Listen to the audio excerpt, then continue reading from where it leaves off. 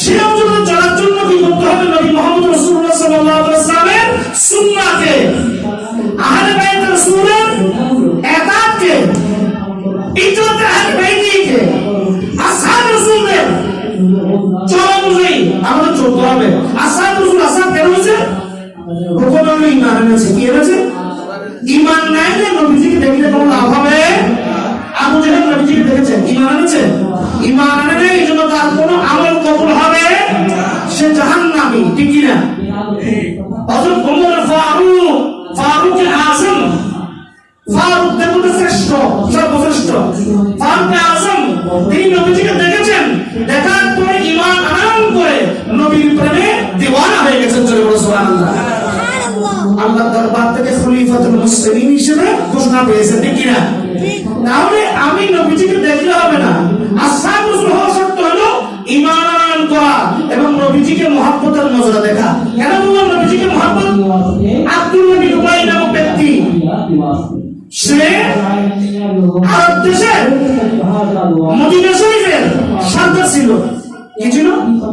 মানে আমাদের গ্রামের মধ্যে পঞ্চায়েত থাকে না, পাড়ার সর্দার কথা এমপিজারি গলদি গো বিরাট কনস্টিটিউশন কি সর্দার, উপজেলা চেয়ারম্যান, ইউনিয়ন পরিষদ চেয়ারম্যান, এগুলো কনস্টিটিউশনাল পোস্ট। সমাজের মধ্যে আমাদের কিছু থাকে এবং সর্দার মাধ্যম থাকে। ঠিক কিনা? এই আব্দুল্লাহ বিন উবাই ছিল মদিনা সর্দার। যখন দয়াল নবী আসলেন, আচ্ছা শুনেন, এই যে বাল্বটা আছে চলতেছে, কেন বাল্ব জ্বালাইছেন? এটা রাত না দিন? এখন রাত না দিন? বাল্ব জ্বালাইছেন কেন? কারণ আলো দরকার, এখন অন্ধকার, এখন সূর্য নাই, আমাদের এখানে নাই, বাংলাদেশের উপর নাই, আরেকখানে দিচ্ছে। ঠিক কিনা? আমরা যখন বাংলাদেশে রাত, তখন আমেরিকার দিন কেমনে হয়? ঠিক না? এখন 8:56 বাংলাদেশে, কানাডাতে হলো সকাল 8:56। তার মানে কি সূর্য এখানে আলো দিচ্ছে আর এখানে কি দিয়েছে? আলো দেওয়াটা বন্ধ করে সরে গিয়েছে, এজন্য অন্ধকার হয়ে গিয়েছে, এই জন্য আমরা লাইট দিয়ে রেখেছি। এখন যখন সূর্য গনগনে তাপ দেয়, তখন কি লাইট জ্বালিয়ে বসে থাকে? কারণ সমগ্র দুনিয়াকে আলোকিত করার ক্ষমতা আল্লাহ সূর্যকে দিয়েছে। এই বাল্বের ওই সময় কোনো গুরুত্ব নাই। ঠিক না? তার গুরুত্ব শেষ। সকালবেলা যখন সুইচ বন্ধ করে বাল্বকে নিভিয়ে দেয়, কারণ কি? বাল্ব তখন বেকার। ঠিক না? কারণ তার থেকে হাজার হাজার গুণ বেশি কোটিগুণ পাওয়ার না কি আসমানে আল্লাহর তরফ থেকে আলো দিচ্ছে। ঠিক না? তাহলে খুব খেয়াল করে শুনেন, এইটা যেরকম সূর্যের কাছে একটা মোমবাতি, যেন কোনো তার কারিশমা নাই। দয়াল নবী রাহমাতুল আলামিন রউফুর রহিম, তিনি এমন কি উনি সরদারে কায়নাত। ঠিক না? সরওয়ার সরদার। ঠিক না? কায়নাতের যিনি মালিক, কায়নাতের যিনি সরদার, উনি এসেছে এখানে। তোমার মদিনার সরদারের কোনো সুযোগ আছে? যখন তিনি আসলেন,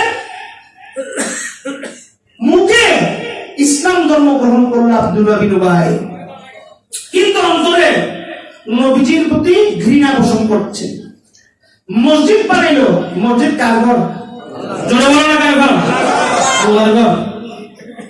আল্লাহর ঘর কিরকম দামি নাকি দাম ছাড়া? অনেক দামি। ঠিক না? আল্লাহর ঘর, আল্লাহ থেকে কোন ঘর লাগে বাবা? আর রহমান আরশি সাওয়া, আল্লাহ তার সে আযমে আছে। তুই দেখতে বড় দিলে লাগাতে আল্লাহ পাককে ডাকার জন্য আমরা ইরাদত নিয়ে আল্লাহ পাককে ভাবনা করার জন্য, মনোযোগ সহকারে আল্লাহকে ডাকার জন্য, একটা পরিবেশ সৃষ্টি করার জন্য একটা আকারকৃত ঘরকে আল্লাহ তার আল্লাহর ঘর বলে স্বীকৃতি দিয়েছে। সুবহানাল্লাহ। কথা কি বুঝছেন না বুঝেন নাই? আল্লাহ তার কোনো ঘর লাগে না, কিন্তু আল্লাহর বান্দারা আল্লাহকে ডাকতে, সেই পরিবেশটা তৈরি করতে যে আকার আকৃতিতে লাগে, সেই আকার আকৃতি আল্লাহর ইচ্ছায় আল্লাহর দরবার থেকে আল্লাহর ঘর স্বীকৃত। সুবহানাল্লাহ। আমরা এটা বুঝি। ইট পাথরের মধ্যে আল্লাহকে ডাকার মতো, খুব খেয়াল করে শুনেন, ইট পাথরের মধ্যে আল্লাহকে ডাকার মতো যে মনোযোগ সহকারে অবস্থা তৈরি হওয়া জিনিসকে আমরা আল্লাহর ঘর বলতে পারি। কিন্তু যে কাফিররা যাদের দেখতে আল্লাহ দেখা হয়, তাদেরকে আমরা আল্লাহ বলা বলতে মনে আমরা নারাজ। ঠিক না? আমরা মুসলমানরা কি অবস্থায় আছি? আমাদের জিনিসগুলো সম্পর্কে খুব খেয়াল করে শুনতে হবে।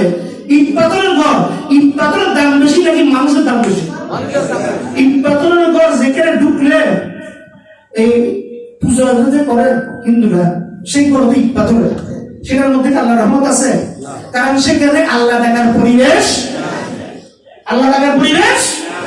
তো এই বান্দার ঘরের মধ্যে কলবুল মুমিন আরশাল্লাহ কি আল্লাহ আল রহমান আলাল আরশিস তাওয়া, আমি আরশে আজিমের মধ্যে উপবিষ্ট, জোরে বলো সুবহানাল্লাহ। আবার আল্লাহর মধ্যে কি মুমিনের কলব আরশ, জোরে বলো সুবহানাল্লাহ। তাহলে খুব খেয়াল করে শুনেন, আল্লাহ পাক মুমিনের কলবকে যারা মুমিন হতে হলে আমাদের কি করতে হবে জানা দরকার আছে নাকি নেই? প্রথমে কলমা পড়ে যারা ইসলামের বাইরে আছে ঈমানের পথে বেসিক জায়গায় আসতে হবে। একটা মানুষ যখন প্রথমে লেখাপড়া শুরু করে তাকে ক্লাস 1 পড়ে নাকি ক্লাস 10 এ ভর্তি করায়? প্রথমে শিশু শ্রেণী ক্লাস 1 মানে প্লে গ্রুপ বলে, নার্সারি বলে, কেজি স্কুল বলে করে 1 2 3 4 5 অ্যাসেন্ডিং অর্ডার তার কি হয়? উরুজ হয়। কি হয়? উদ্যোগতি হয়। কথা কি বুঝছেন না বুঝেন নাই? তাহলে এই যে উরুজ হয়, উদ্যোগতি হয়, এটা একটা সিকোয়েন্স আছে না? 1 এর পরে 2, 2 এর পরে 3। এই আমাদেরকে মুমিন হওয়ার পথে যেতে হলে গ্র্যাজুয়ালি নিজের তাজকিয়া নফসকে পরিশুদ্ধ করে আল্লাহর পথে যেতে হলে, আল্লাহকে রাজি খুশি করাতে হলে নবী মুহাম্মদ রাসূলুল্লাহ সাল্লাল্লাহু আলাইহি ওয়াসাল্লাম রাহমাতুল লিল আলামিন, তিনি রহমতের সমগ্র মালিকানা নিয়ে ওমা আরসালনাকা ইল্লা রাহমাতাল লিল আলামিন, এই দুনিয়ার মধ্যে আমাদের জন্য এসেছেন।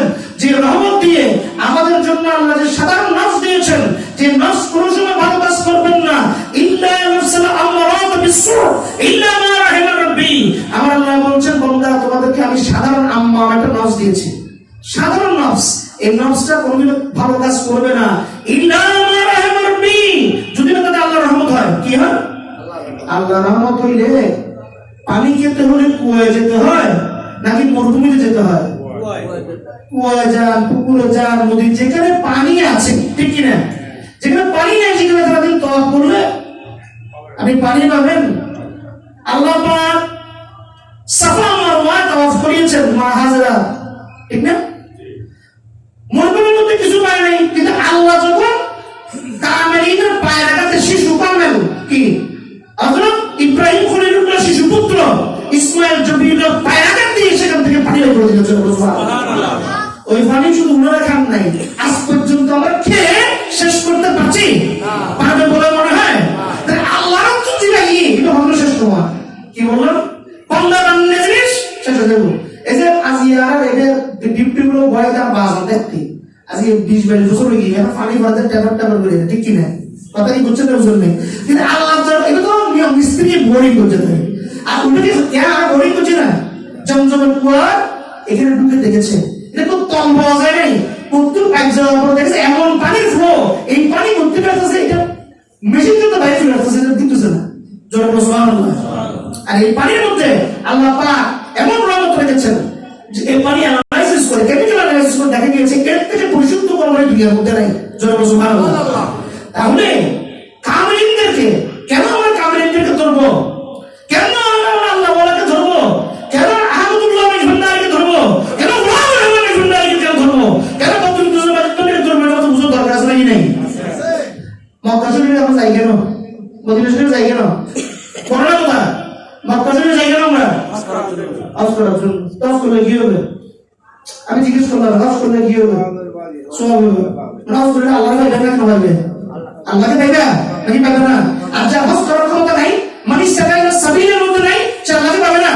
আর বড় কথা কথা বুঝলো, কথা বুঝলো। তবে হজ করতে যাও কি জন্য? আচ্ছা নবীজি মক্কা শরীফের মধ্যে বেরাদত হয়েছে, মানে কি জন্মগ্রহণ করেছেন মানব আকারে। ওই মক্কার নগরীর মধ্যে উনার খুশবু আছে নাকি নেই? পায়ের ধুলো আছে নাকি নাই? আছে নাকি নাই? মদিনা শরীফের মানুষ সমগ্র শরীর নিয়ে শুয়ে আছে নাকি নাই?